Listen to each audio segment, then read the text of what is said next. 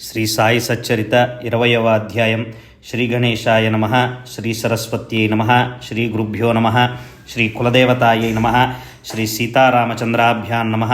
శ్రీ సద్గురు సాయినాథాయ నమః. ఓం నమో గురువర. అనుగ్రహ వచనాలనే ముత్యాలను కలిగిన మానస సరోవర, మీ చరణాల వద్ద అనన్య భక్తులు హంసల వలె ఆశ్రయించి ఉన్నారు. మహా ఉదారులైన మీరు మిమ్మల్ని ఆశ్రయించిన వారికి మీ అనుగ్రహమనే ముత్యాలను ప్రసాదించి వారికి ఆత్మస్వరూపంలోని విశ్రాంతిని కలిగించి వారి జనన మరణాల రాకపోకలను తొలగిస్తారు. సాయి సిద్ధుని ఆశ్రమం ఎంత గొప్పది! దర్శనంతో ప్రపంచంలోని కష్టాలను పోగొడుతుంది. దాని పరిసరాలలో ఉన్నవారి భవ భ్రమలను, అశాంతిని పారిపోయేలా చేస్తుంది. సాయి అసలు నిరాకారమే అయినా భక్తుల కొరకు సాకార రూపాన్ని ధరించారు. మాయా నటి రూపాన్ని గ్రహించి నటుని వలె లీలలు ప్రదర్శించారు. అటువంటి సాయిని ఒక్క క్షణం ధ్యానించి షిరిడీకి వెళ్ళి అక్కడ మధ్యాహ్న హారతి తర్వాత కార్యక్రమాన్ని శ్రద్ధగా చూద్దాం. మధ్యాహ్న హారతి తరువాత సాయి మహారాజ్ మసీదు చివరకు వచ్చి అత్యంత కృపాదృష్టితో భక్తులకు విభూతిని పంచిపెడతారు. ప్రేమికులైన భక్తులు వెంటనే వారి చరణాలను ఆలింగనం చేసుకుని నుంచుని బాబా వదనాన్ని అవలోకిస్తూ వారిపై బాబా కురిపించే విభూతిని స్వీకరిస్తారు. బాబా పిడికిళ్ల నిండా విభూతిని నింపుకుంటూ భక్తుల చేతులలో పోసేవారు. తమ బ్రొటనవేలితో భక్తుల నుదుట అద్దేవారు. వారి హృదయంలో అత్యంత ప్రేమ. తమ్ముడు, భోజనానికి వెళ్ళు, అన్నా నువ్వు కూడా వెళ్ళి కమ్మగా తిను, మీరందరూ ఇక్కడ ఇళ్లకు వెళ్ళండి అని ఒక్కొక్కరికి చెప్పేవారు. అదంతా గతించిన వైభవం. ఇప్పుడు దానిని చూడలేకపోయినా షిరిడీలో ఆయా వేళలందు ఆయా స్థానాలలో నిశ్చలంగా ధ్యానిస్తే అది కనిపిస్తుంది. ఈ విధంగా సాయిని నఖశిఖ పర్యంతం ధ్యానిస్తూ భక్తిగా వారికి సాష్టాంగ ప్రణామం చేసి కథను కొనసాగిస్తాను. గత అధ్యాయంలో బాబా పనిపిల్ల ద్వారా వేదశృతి యొక్క అర్థాన్ని వివరించారు అని శ్రోతలకు చెప్పాను కదూ. ఈశావాస్య భావార్థ బోధిని అన్న గ్రంథాన్ని దాసగను వ్రాయనారంభించాడు. అందులో అతనికి సందేహం కలగగానే ఆ సంశయ నివృత్తికి షిరిడీకి వచ్చి సద్గురు చరణాల వద్దకు చేరాడు. అప్పుడు బాబా, నీవు తిరిగి వెళ్ళినప్పుడు కాకా ఇంట్లోని పసిపిల్లని సంశయాన్ని నివారిస్తుంది అని చెప్పారు. ప్రస్తుతం ఆ వచనాలే కథానుసంధానం. అక్కడి నుండి మొదలు పెడదాం. శ్రోతలు శ్రద్ధతో ఉంటే శ్రవణం చక్కగా జరుగుతుంది. సంస్కృత భాషా జ్ఞానం లేని వారి కోసం దాసగను ఈశావాస్యోపనిషత్తు అర్థాన్ని మరాఠీ భాషలో ఓవి ఛందస్సులతో ప్రతిపదార్థంతో స్పష్టంగా వివరించాలని ఈశావాస్య భావార్థ బోధిని ప్రాకృత భాషలో సుగమంగా రచించాలన్న సంకల్పంతో ప్రారంభించాడు. కఠినమైన గూఢార్థాలతో ఉన్న ఈ ఉపనిషత్తులోని పదాలను చక్కగా అనువదించగలిగాడు. కానీ పదాలలో అంతర్గతంగా ఉన్న జ్ఞానం బోధపడకపోతే మనసుకు సంతృప్తి కలగలేదు. 4 వేదాల సారమే ఉపనిషత్తుల భాండారం. హరి మరియు గురువు అనుగ్రహం లేకుండా ఆ జ్ఞాన నిధి ప్రాప్తి అత్యంత కఠినం. నేను జ్ఞానిని, నా స్వప్రయత్నంతో ఉపనిషత్తులను యథార్థంగా ఆకళింపు చేసుకుని వివరిస్తాను అని ఎవరైనా అనుకుంటే అది కల్పాంతంలో కూడా సంభవం కాదు. గురుకృప లేకపోతే అడుగడుగునా కష్టాలు ఎదురై అంతరార్థం బోధపడదు. కానీ అదే గురు పాదాలను ఆశ్రయించిన వారికి కించిత్తైన శ్రమ ఉండదు. గురువు సుముఖంలో గూఢార్థాలు వాటంతట అవే వెల్లడి అవుతాయి. ఈ ఆత్మజ్ఞాన శాస్త్రం జనన మరణాలను ఛేదించే శస్త్రం. నిరభిమానులు, నిస్సంగులు మాత్రమే దీనిని వ్యాఖ్యానించగల పాత్రులు. అట్టివారిని ఆశ్రయిస్తే అర్థాలు క్షణంలో బోధపడతాయి. బుద్ధి యొక్క ప్రతిబంధకం తొలగిపోయి గూఢార్థాలు విశదమవుతాయి, అంటే అర్థమవుతాయి అని. ఈశావాస్యోపనిషత్తును మరాఠీ భాషలో అనువదించడంలో దాసగణుకు ఇదేం కష్టం కలిగినా సాయినాథుని అనుగ్రహంతో అది తొలగిపోతుంది. అతని సంస్కృత భాషాజ్ఞానం స్వల్పమే అయినప్పటికీ ఆచార్య విద్యారణ్య స్వామి మరియు సాయిబాబా పాదాలకు వందనం చేసి ఓవి రచనను మొదలుపెట్టాడు. దాసగణు యొక్క పాలధార వాణికి సాయినాథుని అనుగ్రహమనే పంచదార జోడైంది. అందులో మాధుర్యాన్ని శ్రోతలు ఒక క్షణం స్వీకరించాలి. ఈశావాస్య భావార్థ బోధినిలో అంతర్గతంగా ఉన్న మర్మాలను తెలుసుకోవాలంటే మూల గ్రంథాన్ని అధ్యయనం చేయాలి. ఈ కథను చెప్పటంలో ఉద్దేశం వేరు. ఈ కథను వినండి. తమ భక్తులు గ్రంథాలను అధ్యయనం చేస్తున్నప్పుడు బోధపడని విషయాలను సాయి మహారాజు ఏమీ మాట్లాడకుండానే ఎలా బోధపరిచేవారో గమనించండి. ఈ కథలోని ఉద్దేశం ఇదే. దీని సారాంశాన్ని శ్రోతలకు విదితం చేయాలని నా కోరిక. మరి శ్రద్ధగా వింటారు కదూ. దాసగను ఛందోబద్ధంగా ఓవీలలోని ఈశావాస్యోపనిషత్తుకు టీకా వ్రాశారు. అంటే అర్థాలు రాశారు అని. విద్వజ్జనులు దానిని ఆమోదించి అతన్ని గౌరవించారు.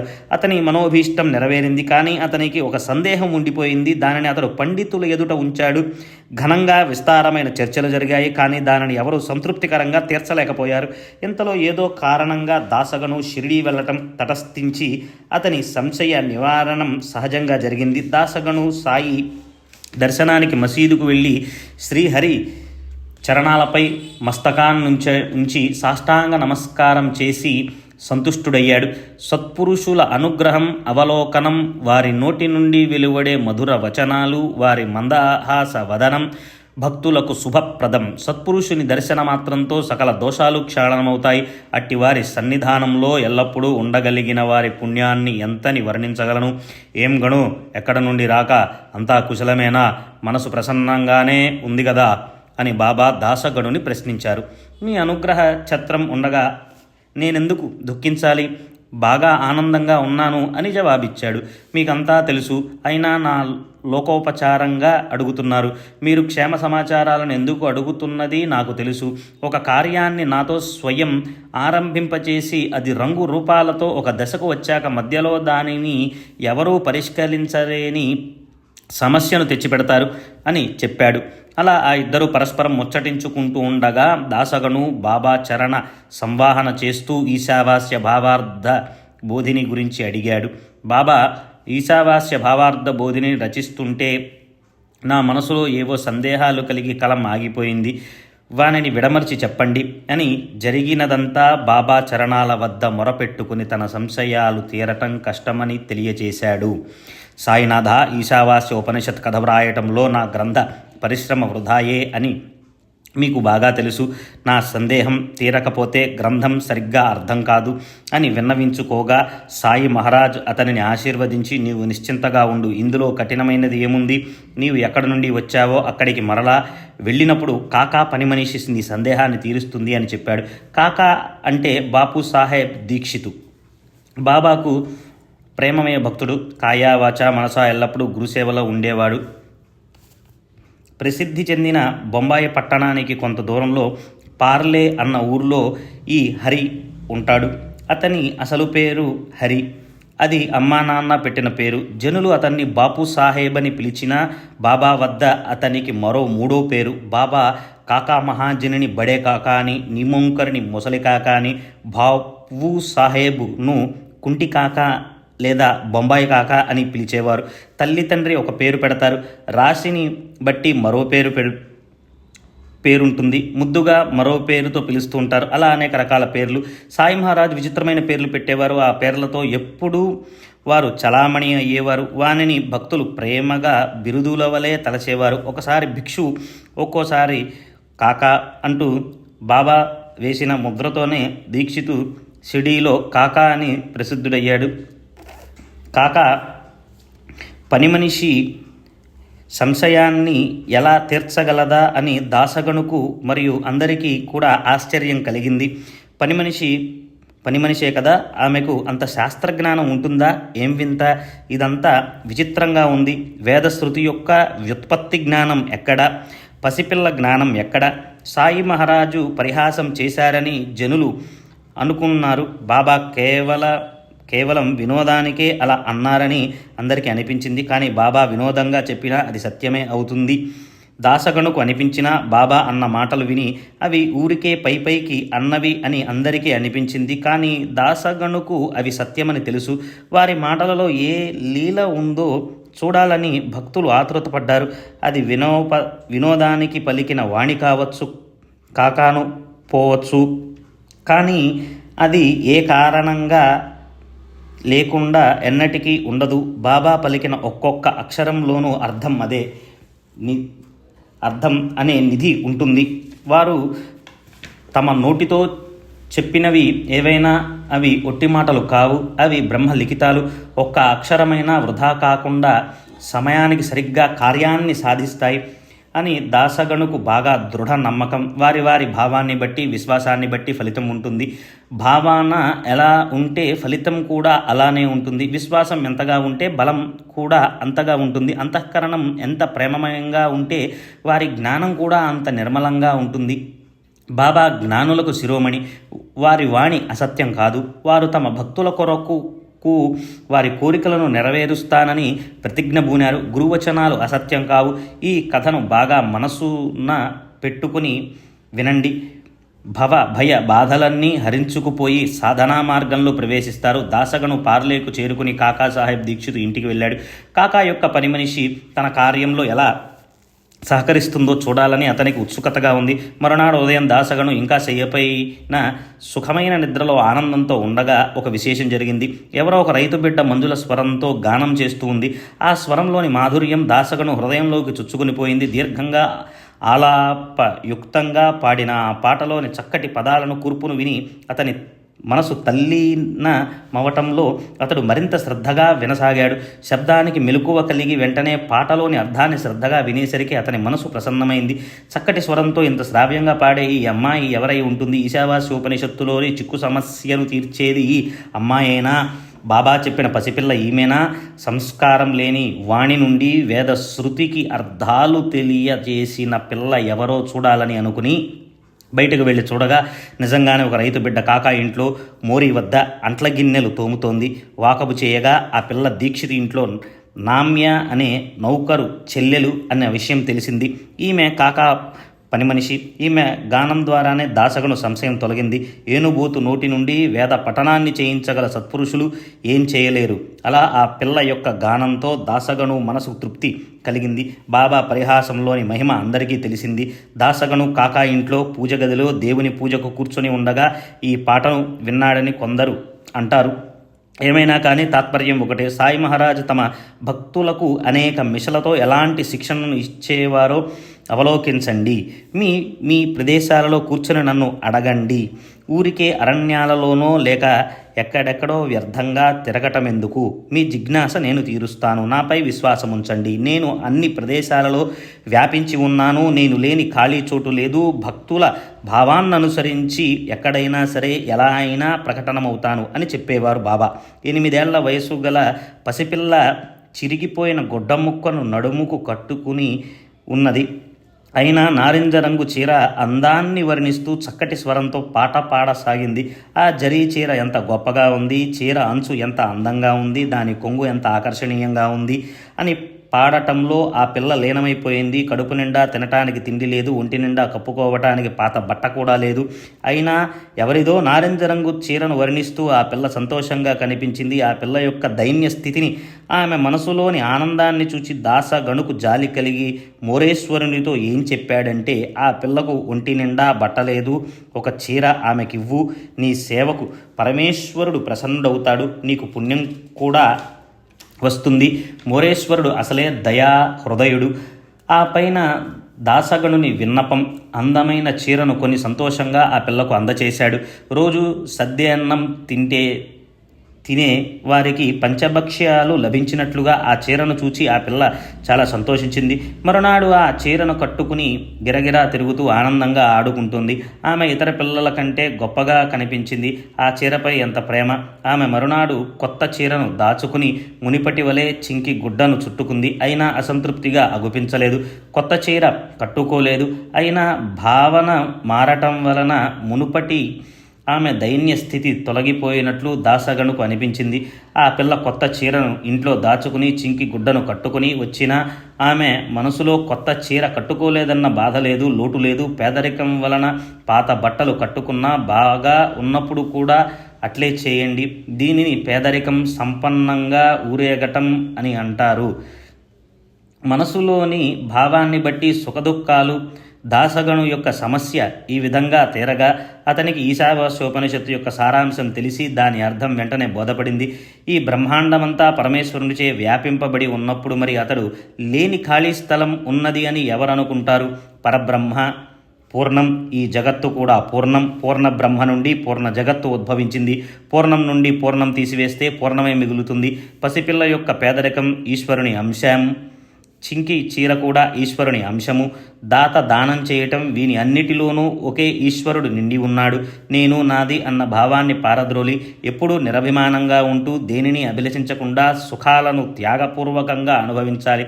ఇటువంటి బాబా యొక్క అమోఘమైన వాణి అనేకులకు అనుభవమైంది. బాబా శరీరం ఉన్నంత వరకు షిరిడి విడిచి వెళ్లకున్నా వారు జనుల మధ్య జరిగిన అనేక సంభాషణలను కూడా తెలుసుకోగలిగారు. నిర్జన ప్రదేశాలలో ప్రకటమవుతారు. ఒకరికి మచ్చిందర్ కొండపైన, మరొకరికి ఎక్కడో ఏదో పట్టణంలో, కోల్హాపూర్లోనో, షోలాపూర్లోనో, రామేశ్వరంలోనో వారి ఇచ్ఛానుసారం ప్రకటమవుతారు. ఒకరికి పైకి కనిపించేలా అనేక రూపాలతో, మరొకరికి జాగ్రత్తావస్థలోనూ స్వప్నావస్థలోనూ దర్శనమిచ్చి రాత్రింబవళ్ళు భక్తుల కోరికలను తీర్చుతూనే ఉంటారు. ఇటువంటి అనుభవాలు 1-2 కావు, ఎన్నని వర్ణించను. వారు నివసించేది షిరిడీలోనే అయినా వారు ఎవరికీ తెలియకుండా ఎక్కడికైనా వెళ్ళగలరు. ఈ పిల్ల ఎవరు, ఎవరి బిడ్డ? పేదరికంలో ఉన్న పని మనిషి. ఆమె నోటి నుండి సహజంగా నారింజ రంగు చీరపై గానం వచ్చింది. ఏదో సందేహం కలిగి బాబాను ప్రశ్నించటం, ఆ సందేహాన్ని కాకా ఇంట్లో పని మనిషి తీర్చటం, ఇదంతా మాయారచన కాదు. కాకా ఇంట్లో ఒక పని మనిషి ఉంటుందని, ఆమె భవిష్యత్తులో పాట పాడి శృతి అంటే వేదం, అంటే వేదార్థం అర్థాన్ని బోధిస్తుందని బాబాకు ముందుగానే ఎలా తెలుసు? కానీ అలా జరిగింది మాత్రం వాస్తవం. దాసగనుకు ఆశ్చర్యం కలిగింది.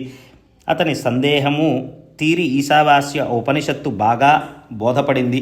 అసలు ఈ గొడవంతా ఎందుకు? బాబా స్వయంగా తమ నోటితో ఈ సందేహాన్ని అక్కడే తీర్చేయవచ్చు కదా అని శ్రోతలకు సందేహం కలుగుతుంది. నిజమే, అలా అక్కడే చేయవచ్చు. కానీ ఈశావాస్యోపనిషత్తులోని మహిమను ఎలా తెలుసుకుంటారు? పరమేశ్వరుడు ఆ పిల్లలో కూడా వ్యాపించి ఉన్నాడని బాబా తెలియచేశారు. ఉపనిషత్తులనన్నిటి ధ్యేయం ఆత్మ యొక్క యథార్థ జ్ఞానాన్ని నిరూపించటం. ఇదే మోక్షప్రాప్తి కొరకు పాటించాల్సిన నియమాల వివరణ. గీతార్థ ప్రవచనం కూడా ఇదే. ప్రాణులు వేరువేరుగా ఉన్న ఆత్మ అభిన్నం. ఆత్మకు కర్తృత్వం, భోక్తృత్వాలు లేవు. ఆత్మ ఎల్లప్పుడూ పవిత్రం. ఆత్మకు కర్మాచరణ లేదు. ఆత్మకు పుణ్యపాపాలు ఉండవు. నేను ఉచ్చమైన బ్రాహ్మణ జాతీయుణ్ణి, ఇతరులు నాకంటే నీచకులస్తులు అన్న భేదభావం ఉన్నంత వరకు కర్మాచరణ అవసరం. నేను ఏ ఆకారంలో లేకుండా అంతటా ఒకేలా వ్యాపించి ఉన్న ఆత్మను, నాకంటే వేరే ఎవరూ లేరు, అన్నిటిలో నేనే వ్యాపించి ఉన్నాను అని తెలుసుకోవటం ఆత్మజ్ఞానం. పూర్ణ బ్రహ్మ స్వరూపం నుండి విడిపోయి జీవాత్మ మరల ఏ విధంగానైనా మునిపటి వలనే ఆ పరమాత్మ స్వరూపాన్ని పొందటమే ధ్యేయంగా ఉండాలి. శృతి, స్మృతి మరియు వేదాంతం అన్నిటి సిద్ధాంతం ఇదే. చివరకు సాధించవలసింది నిశ్చయంగా ఇదే. విడిపోయిన జీవాత్మకు అచ్యుత పద ప్రాప్తి, సమం సర్వేషు భూతేషు. ఇలాంటి విశిష్టమైన స్థితి ప్రాప్తించనంత వరకు జీవాత్మ పరమాత్మ కాలేడు. ఆత్మజ్ఞానం కలుగదు. విహిత కర్మల ద్వారా చిత్తం పరిశుద్ధమైతే అభేద జ్ఞానం కలుగుతుంది. శోక మోహాదులు తొలగి ఆత్మజ్ఞానం ప్రకటమవుతుంది. ముల్లోకాలలోని చరాచరాలన్నిటిలో వ్యాపించి ఉన్న పరమేశ్వరుడు నిష్క్రియ నిష్కల పరాత్పరుడు, అశరీరుడు, ఎల్లప్పుడూ ఉండే ఆత్మ. నామరూపాత్మకంగా ఉన్న ఈ విశ్వంలో లోపాల బయట వ్యాపించి ఉన్న ఆ పరమేశ్వరుడు తానే నేనుగా నిర్విశేషమైన రూపంలో నిండి ఉన్నాడు. వాస్తవానికి నిరాకార ఆత్మ మాయాగుణం వల్ల సాకారంగా భాషిస్తుంది. ఈ ప్రపంచం కోరికలున్న వారికే గాని కోరికలు లేని వారికి నిస్సారంగా కనిపిస్తుంది. చేతనాచేతమైన ఈ భూత భౌతిక జగత్తులో ఒక్క పరమేశ్వరుడే గాని రెండవ వారెవరూ లేరని నిస్సందేహంగా నిర్ధారణగా తెలుసుకోవాలి. జగత్తు గురించిన జ్ఞానం మనసుకు నచ్చకపోతే ధనం, బంగారం మొదలగు వానిని అభిలషించకూడదు. ఇది కూడా వీలు కాకపోతే కర్మలు చేయటమే మన పని అని తెలుసుకుని నూరేళ్ళు జీవితాంతం కర్మలనే చేస్తూ ఉండాలి. ఆ కర్మలైనా తమ తమ వర్ణాలకు, ఆశ్రమాలకు ఉచితమైన కర్మలను శాస్త్రాలలో చెప్పిన రీతిగా అనుష్ఠాన సహితంగా అగ్నిహోత్రాది నిత్య విహిత కర్మలను ఆచరిస్తే అంతఃకరణం పరిశుద్ధమవుతుంది. చిత్తశుద్ధికి ఇది ఒక మార్గం. రెండవది సర్వసంగ పరిత్యాగం. ఈ జ్ఞానయోగాన్ని ఆశ్రయించకపోతే కేవలం కర్మలనే అనుభవించవలసి వస్తుంది. ఎవరికి ఏ అర్హత ఉన్నదో తెలుసుకోగలిగిన వారు అందరికీ బ్రహ్మ విద్యను, ఉపనిషత్తుల జ్ఞానాన్ని ఇవ్వరు. మనసులో అభేద భావం కలగనంత వరకు ఉపనిషత్తుల జ్ఞానం పదాల వరకే పరిమితం. అయినా అటువంటి శాబ్దిక జ్ఞానం కూడా అవసరం. కారణం జిజ్ఞాసువులు ముందు దానినే అడుగుతారు. అందువలన బాబా పసిపిల్ల చెబుతుందని దాసగణుకి పార్లే ఇంటికి పంపారు. బాబా స్వయంగా ఈ బోధను చేసే వారే కానీ తరువాత సంఘటన సంభవించేది కాదు. ఏకమేవా ద్వితీయం అంటే ఉన్నది ఒకటే రెండుగా కనిపిస్తోంది అని వారు చెప్పదలిచిన లీల అతనికి అర్థమయ్యేది కాదు. కాకా యొక్క ఆ పని మనిషి నేను కాక మరెవరు? ఆమె రూపంలో నేనే ఆ జ్ఞానాన్ని బోధించాను అని ఈశావాస్య అన్న దానికి అర్థాన్ని వివరించారు. పరమేశ్వరానుగ్రహం లేకపోతే లేశమైన ఆచార్యుల యొక్క విశేషమైన అనుగ్రహం లేకపోయినా ఆత్మజ్ఞానానికి ప్రవేశము లేదు.